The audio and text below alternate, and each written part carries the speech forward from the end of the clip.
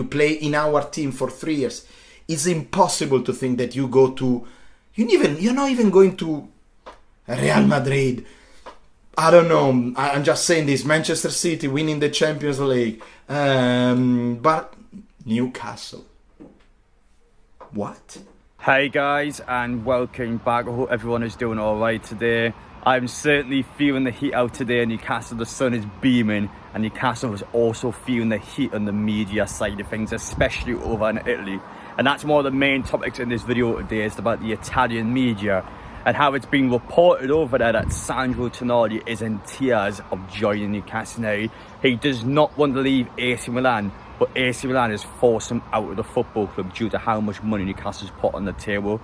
Now, straight away, before even getting into detail about that in the video, I will come out and I will say that is an absolute pile of shite, and there was evidence behind that to suggest that.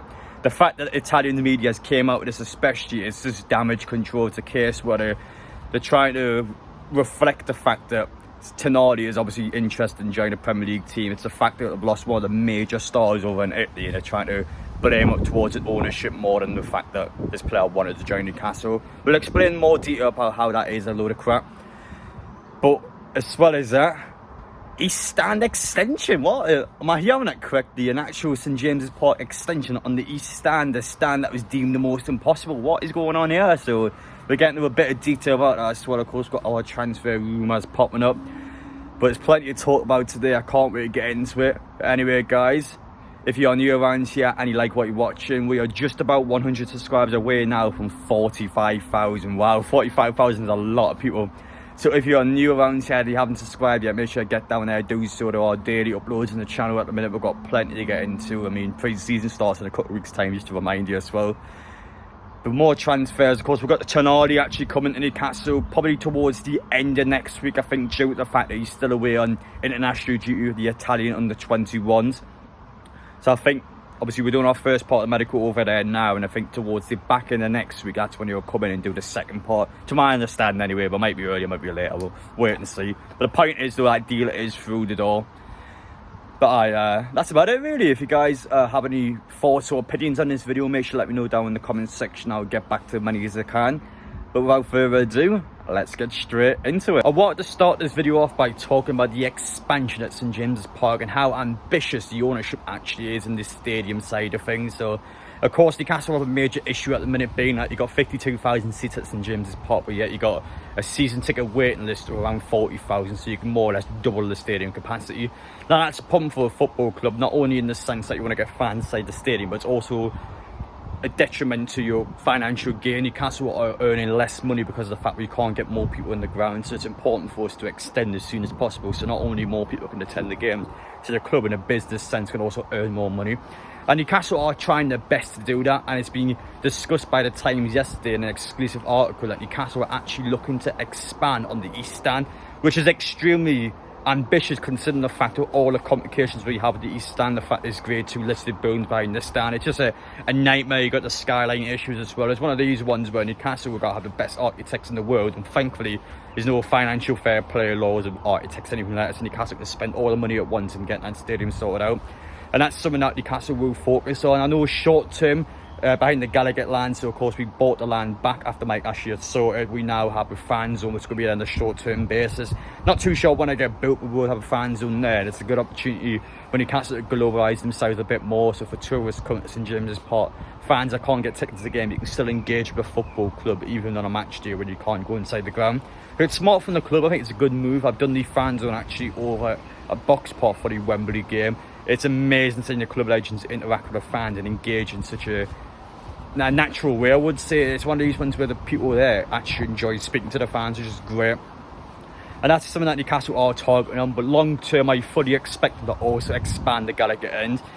East Stand's interesting though, because that's the stand that people have deemed impossible. Now, for me, I'm not the biggest expert, to be honest. I couldn't tell you how the club can actually go around it. Obviously, it just depends on the actual building itself. We can somehow get that sorted. I mean, I could really help you in that. I'm probably more of a person who likes to talk about the transfer side of things. That's probably where my knowledge is a bit better in. But as for the actual stadium side of things, it is extremely ambitious. You've got the right people at your disposal now that can get these sort of things done. So if there's a will, there's a way, and I think the ownership will get it extended if it's a possibility. It's now time to talk about Sandro Tonali.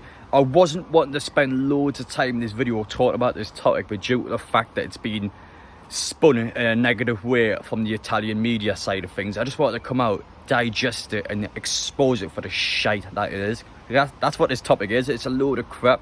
The Italian media's came out. There's two major factors of why it is a load of rubbish, but they came out, they've been saying that AC Milan are forced to sell the player. The player has no say in the matter. He can't decide his own destiny.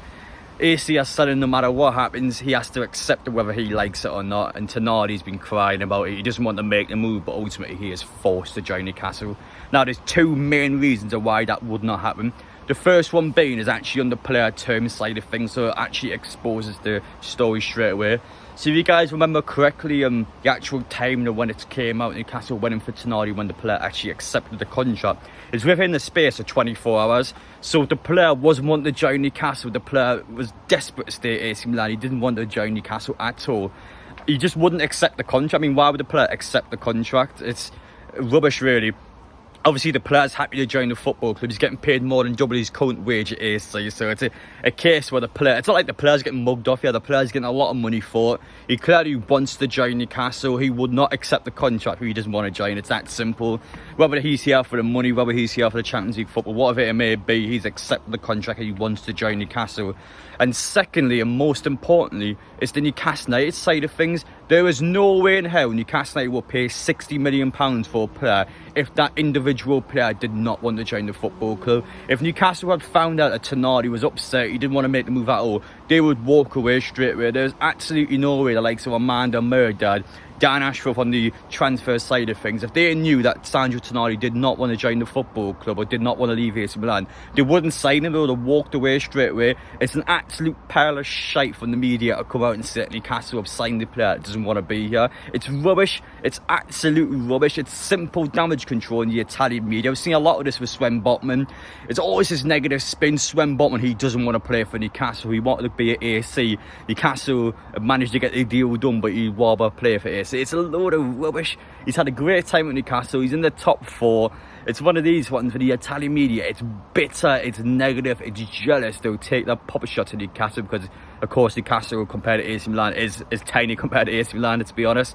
It's one of these ones, though, where there's not used to Newcastle being in a position like this. So when some of the players go over there, they see it as, I guess, an insult that a guy like Tonali would want to join Newcastle. There's this team, Newcastle would be such a lesser club in such a lesser league. It's so arrogant and I'm sick of it, mate. But I'm actually going to put on a clip now. This is a real AC Milan fan who's reacted to the Sandro Tonali transfer. He's not happy, is one way of putting it, but let's show you the clip now. It's also culture. Probably it's culture because we are passionate people. We have belief, we have values that for us, if you say that you've been always a Milanista and you are 20 and you play in our team for 3 years, it's impossible to think that you go to... You're not even going to Real Madrid. I don't know. I'm just saying this. Manchester City winning the Champions League. But Newcastle. What? You're gonna play in Newcastle, which is up north, almost in Scotland. They just started playing football 2 years ago. They just qualified in Champions League probably for the first time in history. I don't even know.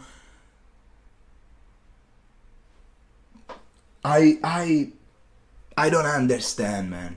It doesn't make any sense. Football is dead. Milan is finished. Oh, wow. Boo-hoo-hoo. You can just tell in this guy's voice when he says Newcastle, just the tone in his voice, he just hates this football club. We quite can't believe that Sandro Tonali is actually joining Newcastle. We're just such an inferior club compared to AC Milan in his eyes.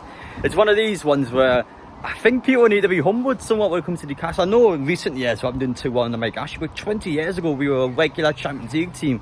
We went to the San Siro, we played in the Milan, we went to your backyard and we actually competed with the best teams in world football. So to come out and say Newcastle aren't good enough to do it, it's only been around for 2 years, it's just not true at all. I think the best way of putting it in terms of Mike Ashley is that we had a long break. It's one of these ones where it's been going up a mountain, like stopped, went down the mountain. Now we've got the new ownership, we're going back up the same mountain again. So it sounds a bit weird coming across. I don't think it's the best analogy out there, but it's one of these ones for Newcastle. We have been there before. It's just we're sunk down and we came back up again. So I don't know why AC Milan fans hate us so much. I can understand it because we took Botman and Tonali off these guys. If more rumours coming out, Newcastle want the left back as well. So it's one of these ones where I can't understand the negativity, but I mean, you just get over it. It's sad times. Listen, if we lost Bruno, we would be sad for a couple of days. But it's football. Some of your big transfers are going to go.